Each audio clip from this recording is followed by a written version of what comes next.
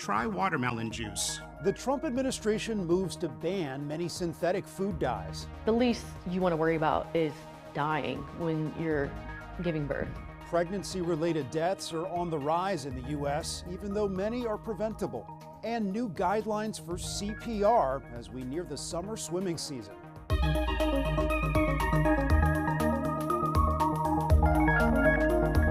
Welcome to Eye on Health, where we focus on stories that affect your physical and mental well-being. I'm Bradley Blackburn. We begin with the fight against cancer, the second leading cause of death in the U.S. According to new data from the American Cancer Society, cases and deaths are down overall. But cancer in women has increased, and a growing number of young people are being diagnosed. Stephanie Stahl has details. Melissa Davis was just 30 years old when she was diagnosed with breast cancer. It was just a time when I was just living my young life. I wasn't thinking about cancer or anything like that. The South Jersey mom is part of a new trend, according to a new report. More women being diagnosed with breast cancer and surviving. Every time I hear that, it gives me encouragement because I'm like, you can live with stage 4 and be a 20-plus year survivor. The new report in the journal Cancer shows a steady decline in cancer deaths from 2001 through 2022. This is because of better detections and new treatments that have come out. Dr. Christina Annunziata with the American Cancer Society says cancers related to smoking are down because fewer people are lighting up, but there's been an increase in cancer related to obesity, things like breast, pancreas, and kidney cancers, and in people under the age of 50. Why do we think there's been an increase in the number of younger people being diagnosed with cancers? Well, that's certainly a topic for more research. I don't think we have a clear answer of that. What is clear? Cancer screenings save lives. And the report says there was a disruption in things like mammograms in 2020 because of the pandemic. Cancer incidents were down that year and have now returned to expected levels. It's challenging, very challenging. For Melissa, who's 40 now with 3 children, she's had a second bout with cancer. I just have to, maintain a balanced, healthy life with medication for the rest of my life. Now, all about living with cancer, like so many others. Stephanie Stahl, CBS News, Philadelphia. The Trump administration is ordering food manufacturers to phase out petroleum-based food dyes. This is part of the Make America Healthy Again initiative led by Health and Human Services Secretary Robert F. Kennedy Jr. Petroleum-based synthetic food dyes are in many popular grocery store items, including cereals, sports drinks, and snacks. To meet with a few food companies, I was talking with my staff about these petroleum-based dyes, and I said if they want to add petroleum, if they want to eat petroleum, they ought to add it themselves at home. But they shouldn't be feeding it to the rest of us. In Canada, Europe, and other parts of the world, many products are made with natural coloring alternatives. For companies that are currently using petroleum-based red dye, try watermelon juice or beet juice. For companies currently combining petroleum-based yellow chemical and red dyes together, try carrot juice. Proponents claim the switch could be better for our bodies, but some bakers are concerned their customers may not be happy if their cakes look a little less vibrant. Tori Mason reports from Denver. We probably do more birthday cakes than anything else. Maggie and Molly's cakes are the center of occasions, graduations, retirements. Oh, that's so cute. 4-year-old birthdays. None of that would happen. Without food dye, a flamingo cake could happen, but it wouldn't be up to Mary Lovett's standards. Is blue one on the list? The FDA's phasing out synthetic blue, red, yellow, green for natural options. With artificial dye, you can't taste the color. Mary says customers don't want to. The idea is that you take like the juice from a beet, right? And that creates a red color. And then that somehow creates a color that is the Christmas or Valentine red that we all know. Petroleum-based synthetic dyes are found in cereals, candy, and snacks. Some research shows dye can cause behavioral issues in children. We want to find out how it affects a smaller body and a more impressionable brain. Dr. Jennifer Bolton is a nutrition professor at MSU. Will it reduce ADHD, ADD, hyperactivity overall? That's not, it might be one drop in the bucket. It probably is not going to solve the problem overall. She says removing dye is a step in the right direction. But making hot Cheetos naturally orange, for example, doesn't solve greater problems around nutrition. We eat lots of prepared foods that are potentially high in food dye, but they're also high in sodium and sugar and preservatives. As for Mary's cakes, people aren't coming here for health. I'm very protective of the flavors. I've worked years to create these flavors. And it's not something she's willing to compromise. There's nothing on here about white.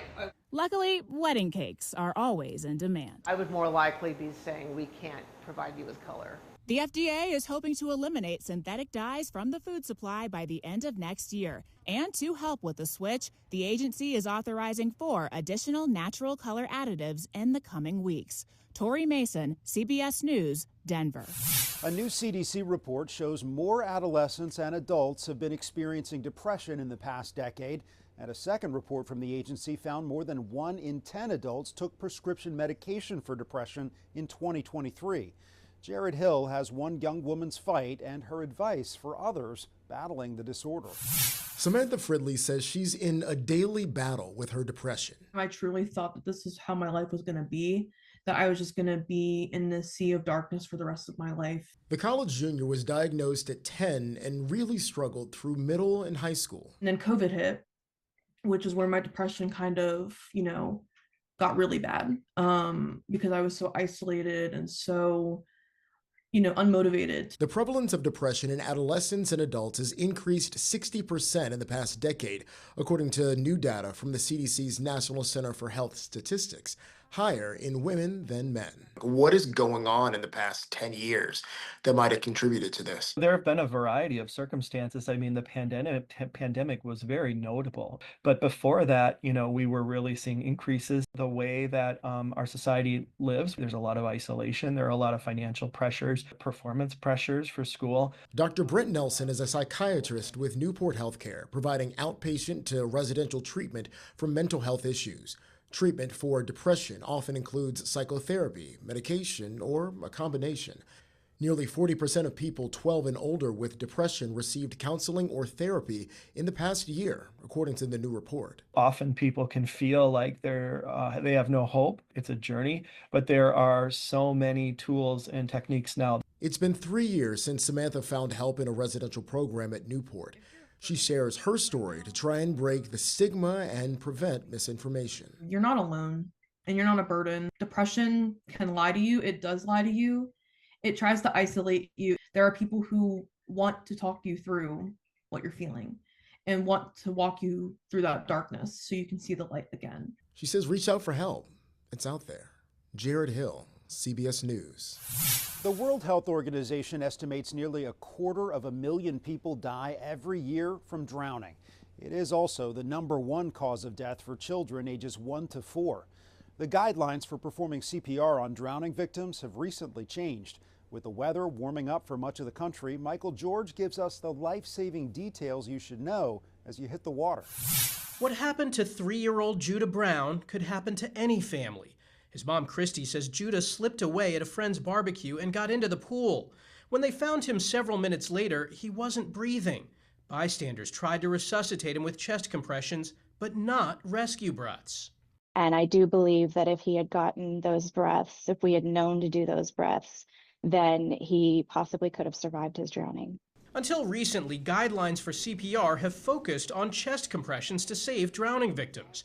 But now the American Heart Association and the American Academy of Pediatrics have updated their guidelines, saying rescue breaths are also critical. It makes a difference. Dr. Cameron Desfoulian explained both compressions and breathing are life-saving. Somebody who drowned and then their heart stopped, the reason it stopped was there was no oxygen. So if you don't somehow provide them that oxygen back, it's really not all that helpful to circulate the deoxygenated blood around their body. Michael Smith of the American Heart Association teaches CPR. So Michael, let's say we have a drowning victim here. Under the new guidelines, what do we do? I'm going right into compressions. Right in the center of the chest, I'm pushing down at least 2 inches at a rate of 100 to 120 per minute. After 30 compressions, he starts rescue breaths. Pinch the nose, tilt the head back. 1 breath, 2 breaths.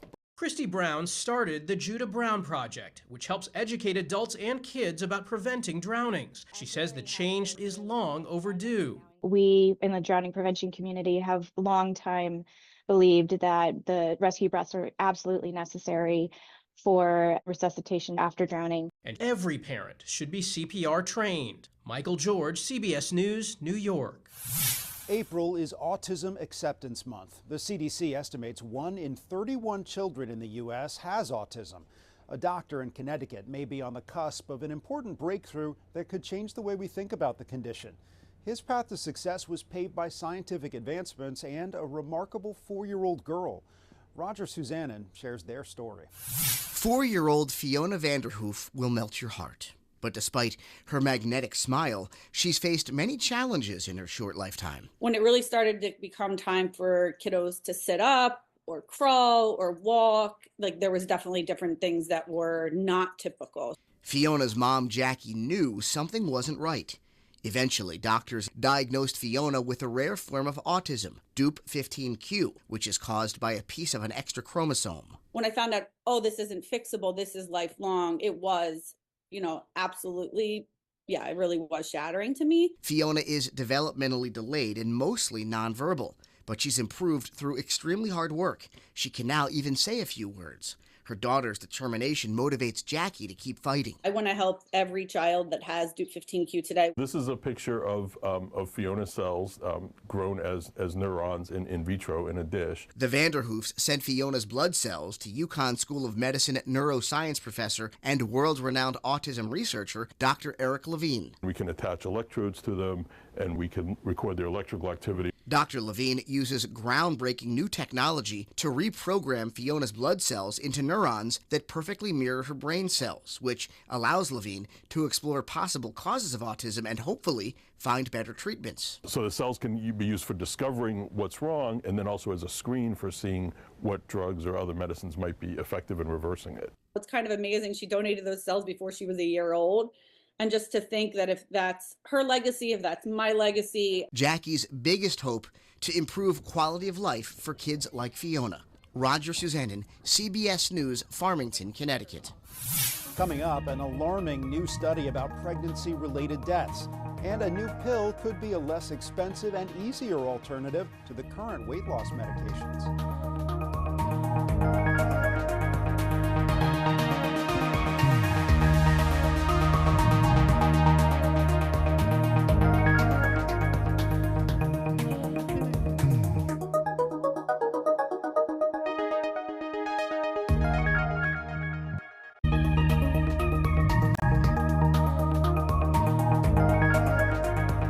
Welcome back. There may soon be a new medical option for losing weight, and it would be the first that could be taken orally. Eli Lilly's experimental pill appears to work just as well as the injected drug Ozempic to lower the weight of diabetes patients while also lowering their blood sugar.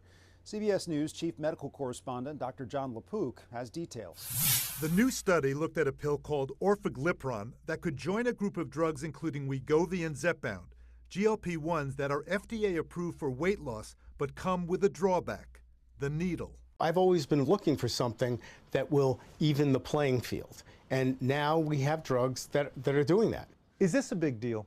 This is transformational.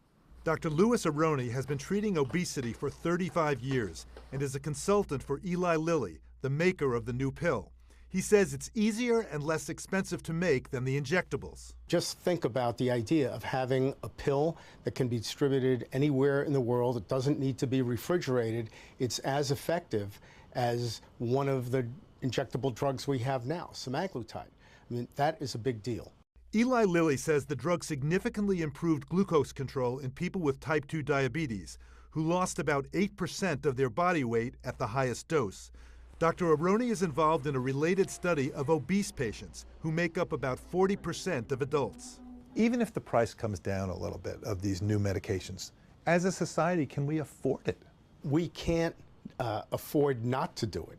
When you look at the overall cost of obesity and the diseases that are directly linked to obesity, how can we afford not to treat it? And the earlier we treat it, the more money we're going to save. Dr. John LaPook, CBS News, New York. Nearly 11 years ago, the Ice Bucket Challenge forever changed the fight against ALS. Now a group of students at the University of Southern Carolina hopes to channel that same energy for mental health. The majority of mental health conditions are diagnosed or happening to young people. Brett Curtis is the director of community fundraising for Active Minds, a nonprofit trying to normalize the treatment of mental health among young adults. Active Minds has found actually that 70% of youth and young adults don't know how to speak with a friend about mental health. It's something that deserves to have recognition and conversations every day. Aaron Ellis was just 4 years old when the Ice Bucket Challenge started. At first, I didn't know anything about it, and then once I got tagged, I started reading about it, and then later on that day, I just did it. Ellis says he finds ways to keep his mental health in check. I write through a journal. Sometimes, I play basketball, so I'll use that as an outlet. I talk to my parents sometimes about whatever I'm going through. There has been a bit of criticism for this new version, some saying it takes away from the importance of ALS fundraising.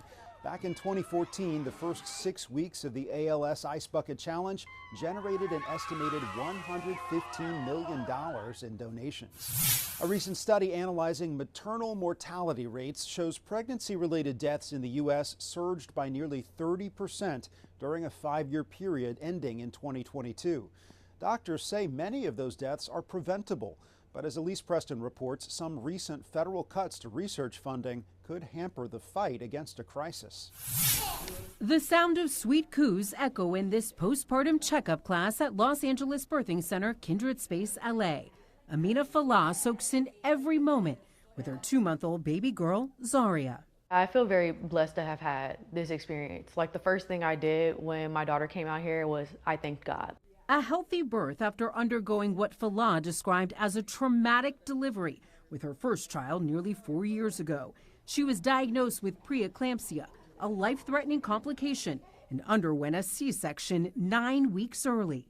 By the time they did catch it, it was too late, and I went straight to the hospital. What's going through your mind when they say your blood pressure's too high, we need to admit you? We were definitely scared. It's a major abdominal surgery that I did not mentally prepare myself for, that I didn't do research for. Research shows Black women disproportionately undergo C-sections, increasing the risk of complications like internal bleeding, blood clots, and infection that are also often diagnosed late or sometimes ignored altogether. None of the nurses looked like me, but at the end of the day, regardless of what I looked like, I just wanted to be heard. Birthing is hard, but the least you want to worry about is dying when you're giving birth. The U.S. has the worst maternal mortality rate of developed countries, and new numbers show Black women are 3.5 times more likely to die than white women from childbirth and other pregnancy-related causes. The racial gap widened. It went down for other folks, but went up for Black women. It's unacceptable. And preventable.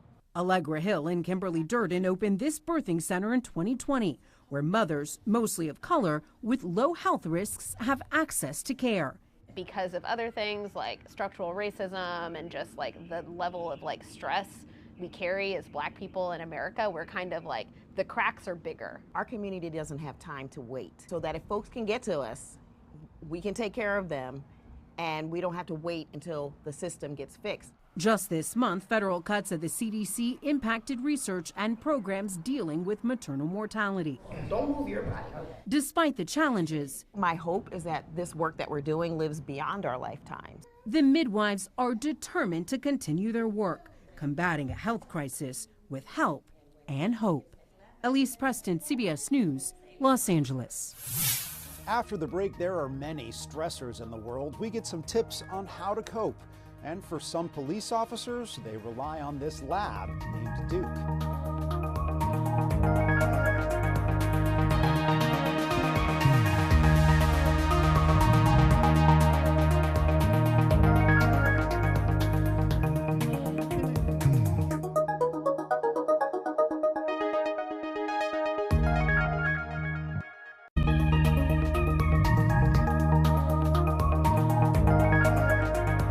Welcome back. Now for a little health flashback. In 1989, CBS News took a look at a growing health crisis plaguing our nation. That would be overweight pets. Take a look. Behind closed doors in this country, there is a story of shame and secret cravings and ravenous appetites unchecked. We're talking about America's dogs and cats and their eating habits. I don't think we really realized just how truly fat he was. We didn't do anything to get him this way.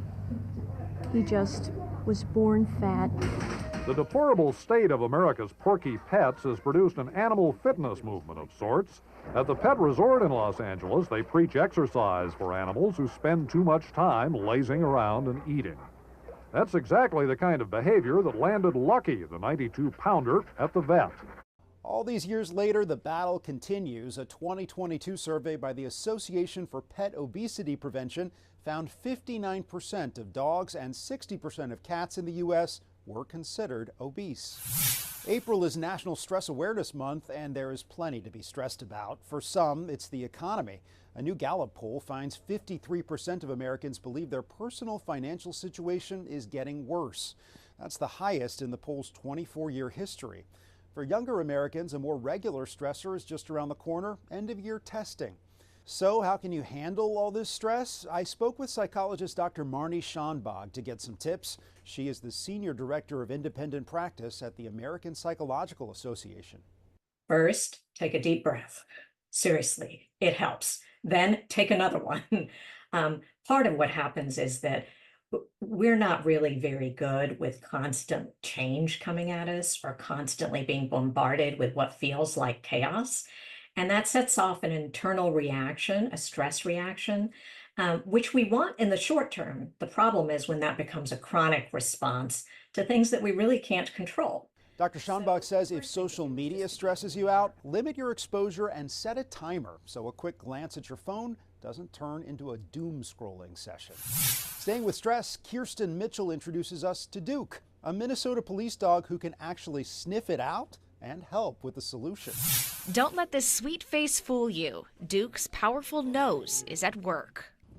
The 2-year-old lab is a critical incident response dog with the Burnsville Police Department, specially trained to detect cortisol, a stress hormone in people. He will basically walk into a room and he'll sniff everybody who's in the room, and then he will zero in on the person who's the most stressed. That calls a grounding technique, and he tries to get somebody to sit down and pet him.